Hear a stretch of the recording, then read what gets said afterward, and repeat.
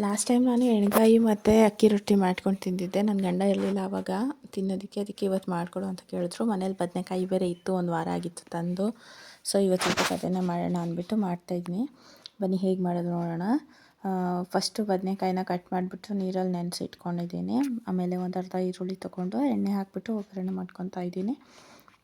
ಇವಾಗ ಹುರ್ಕೊಂಡಿರೋ ಈರುಳ್ಳಿಗೆ ಬದನೆಕಾಯಿ ಹಾಕ್ಕೊಂಡು ಚೆನ್ನಾಗಿ ಎಣ್ಣೆಯಲ್ಲೇ ಫ್ರೈ ಮಾಡಿಕೊಡಿ. ಎಣ್ಣೆಲಿ ಫ್ರೈ ಮಾಡಿದ್ರೆ ಟೇಸ್ಟು ಚೆನ್ನಾಗಿರುತ್ತೆ. ಮಸಾಲೆ ತುಂಬಿ ಮಾಡೋದಕ್ಕಿಂತ ಈ ಥರ ಮಾಡಿದ್ರೆ ಚೆನ್ನಾಗಿರುತ್ತೆ. ಸೊ ಇವಾಗ ಸ್ವಲ್ಪ ಉಪ್ಪು ಹಾಕ್ಕೊಂಡು ಸ್ವಲ್ಪ ಅಚ್ಕಾರದ ಪುಡಿ ಹಾಕ್ಕೊಂಡು ಚೆನ್ನಾಗಿ ಅದು ಉಪ್ಪು ಖಾರ ಎಲ್ಲ ಒಳಗಡೆ ಎಲ್ಲ ಹೋಗೋ ಥರ ನೀಟಾಗಿ ಫ್ರೈ ಮಾಡ್ಕೊಳ್ಳಿ. ಈಗ ಫ್ರೈ ಮಾಡ್ಕೊಂಡು ಅದು 5 ನಿಮಿಷ ಹಂಗೆ ಮುಚ್ಚಿಟ್ಬಿಡಿ. ಬದನೆಕಾಯಿ ಎಲ್ಲ ಚೆನ್ನಾಗಿ ಬೇಯುತ್ತೆ. ಅಷ್ಟರಲ್ಲಿ ಇವಾಗ ಖಾರಕ್ಕೆ ಏನು ಬೇಕೋ ಹಾಕ್ಕೊಳ್ಳೋಣ ಬನ್ನಿ. ನಾನು ಇಲ್ಲಿ ಫ್ರೈ ಮಾಡಿಬಿಟ್ಟು ಹಾಕ್ಕೊತಾ ಇದ್ದೀನಿ. ಮಸಾಲೆ ಚೆನ್ನಾಗಿರುತ್ತೆ.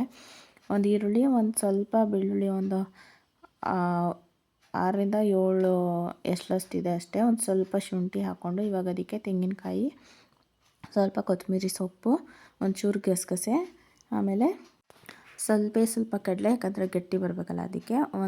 ಒಂಚೂರು ಚಕ್ಕೆ, 2 ಲವಂಗ, ಸ್ವಲ್ಪ ಧನಿಯಾ ಪುಡಿ 1 ಸ್ಪೂನ್ ಹಾಕ್ಕೊಳ್ಳಿ. ನಾನು ಸಣ್ಣ ಸ್ಪೂನಲ್ಲಿ ಹಾಕಿದ್ದೀನಿ, ಅದಕ್ಕೆ 2 ಸಲ ಹಾಕ್ಕೊತಾ ಇದ್ದೀನಿ.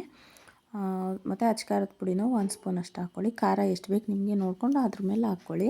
ಮತ್ತು ಅರ್ಧ ಟೊಮೊಟೊ. ಕೆಲವರು ಇದಕ್ಕೆ ಶೇಂಗಾ, ಕಡಲೆಕಾಯಿ ಬೀಜ ಹುರಿದ್ಬಿಟ್ಟು ಹಾಕ್ತಾರೆ, ಮತ್ತು ಹುಣಸೆಹಣ್ಣು ಹಾಕ್ಕೊತಾರೆ ಉಳಿಬೇಕು ಅನ್ನೋರು. ನನಗೆ ಹುಳಿ ಮತ್ತು ಕಡಲೆ ಬೀಜ ಹಾಕಿದ್ರೆ ಇಷ್ಟ ಇಲ್ಲ, ಅದಕ್ಕೆ ನಾನು ಆ ಥರ ಮಾಡಲ್ಲ.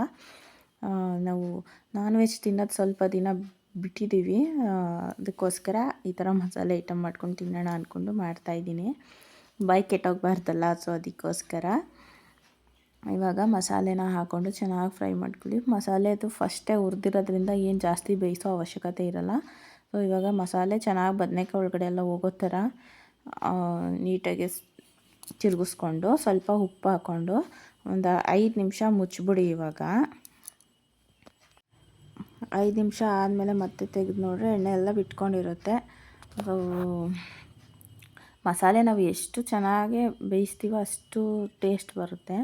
ಮತ್ತು ಇವಾಗ ಒಂದು ಸಲ ಉಪ್ಪು ಖಾರ ಎಲ್ಲ ಕರೆಕ್ಟಾಗಿದೆಯಾ ನೋಡಿಕೊಂಡು ತಿರುಗಿಸ್ಕೊಂಡು ಮತ್ತೊಂದು 5 ನಿಮಿಷ ಮುಚ್ಚಿಬಿಡಿ. 10 ನಿಮಿಷದಲ್ಲಿ ರೆಡಿ ಆಗುತ್ತೆ ನಿಮ್ಮ ಎಣ್ಗಾಯಿ ಬದನೆಕಾಯಿ. ಟೇಸ್ಟ್ ಮಾತ್ರ ಸೂಪರಾಗಿತ್ತು. ಇವಾಗ ಇದನ್ನು ಚಪಾತಿ ಜೊತೆಗೆ ಹಾಕ್ಕೊಂಡು ತಿಂತಾಯಿದ್ದೀನಿ. ನಾನು ಗಂಡನ ಕೊಡ್ತೀನಿ ಟೇಸ್ಟ್ ಹೇಗಿದೆ ಅಂತ. ಅವ್ರು ಕರೆಕ್ಟಾಗಿ ಹೇಳ್ತಾರೆ. ಚೆನ್ನಾಗಿದ್ರೆ ಚೆನ್ನಾಗಿದೆ ಅಂತಲೇ ಹೇಳೋದು, ಇಲ್ಲಾಂದರೆ ಇಲ್ಲ ಅಂತಲೇ ಹೇಳೋದು. ಸುಮ್ಮನೆ ಎಲ್ಲ ಹೇಳಲ್ಲ. ಸೊ ನೋಡೋಣ ಬನ್ನಿ. ಕತ್ತು ಅಲ್ಲಾಡಿಸಿದ್ರು ಅಂದರೆ ಇಷ್ಟ ಆಯಿತು ಅಂತಲೇ. ಸೊ ಚೆನ್ನಾಗಿತ್ತು ಟೇಸ್ಟು. ನೀವು ಒಂದು ಸಲ ಮಾಡ್ಕೊಂಡು ತಿನ್ನಿ.